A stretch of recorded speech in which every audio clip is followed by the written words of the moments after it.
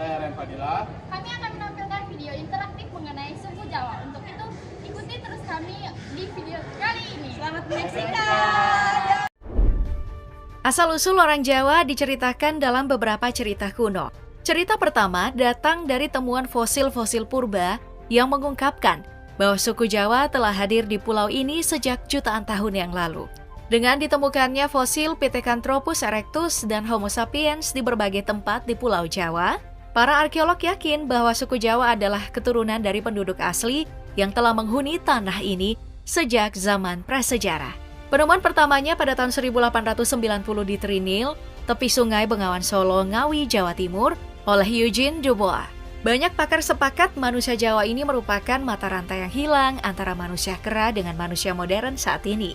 Cerita selanjutnya yang jauh lebih menarik adalah Raja Rum mengutus sekelompok penduduknya untuk menjelajahi dan membuka lahan di pulau terpencil yang belum berpenghuni. Tapi karena tantangan yang mereka hadapi, banyak yang memutuskan untuk kembali ke tanah asal mereka. Namun, tidak semua orang pulang. Tahun 350 sebelum Masehi, Raja Rum mengirim kelompok yang lebih besar, terdiri dari 20.000 laki-laki dan 20.000 perempuan, untuk memulai kehidupan baru di pulau yang mereka temukan. Pulau ini dipenuhi dengan sumber daya alam yang melimpah dan tanaman yang subur, yang diberi nama tanaman Jawi. Oleh karena itu, pulau itu diberi nama Pulau Jawi, yang kemudian dikenal sebagai Pulau Jawa dan penduduknya menjadi suku Jawa. Dalam komunikasi sehari-hari, kebanyakan dari mereka menggunakan bahasa Jawa dalam berbagai dialek sesuai dengan tempat mereka berdiam.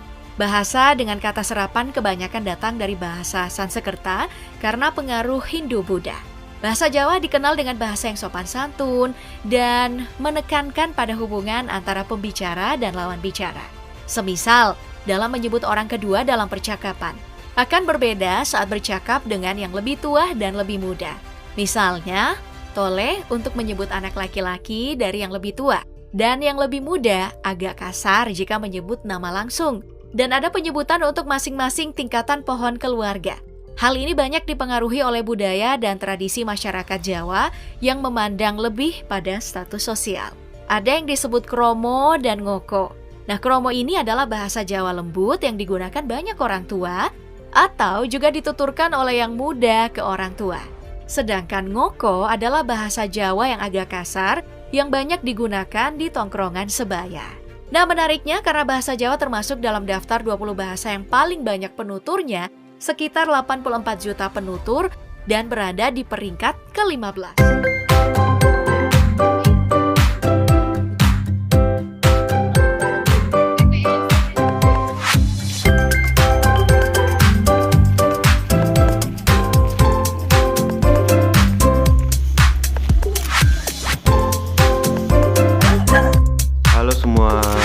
Berikut adalah wawancara kami dengan para narasumber tentang gaya bahasa suku Jawa dan juga kultur-kultur yang ada di suku Jawa. Dalam hal ini, berikut adalah videonya. Bahasanya keras, tinggi gitu. Jawa kan, Jawa kasar. Seiring perkembangan zaman, bahasa Jawa mengalami perubahan gaya bahasa, yaitu bahasa Jawa halus dan bahasa Jawa kasar. Dengan perkembangan zaman ini, masyarakat semakin banyak menggunakan bahasa Jawa kasar atau bahasa Jawa ngoko, yang biasanya berkembang di daerah perkotaan yang sudah dipengaruhi oleh perbedaan budaya ataupun bahasa.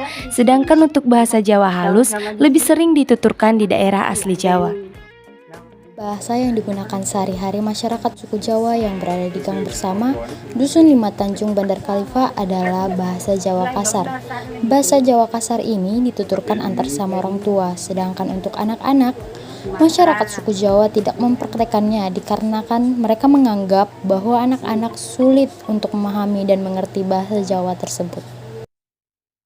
Kultur aturan tentang anak-anak yang tidak boleh keluar rumah saat maghrib atau waktu senja hingga malam hari adalah contoh dari cara nilai-nilai tradisional Jawa yang dijaga dan diterapkan.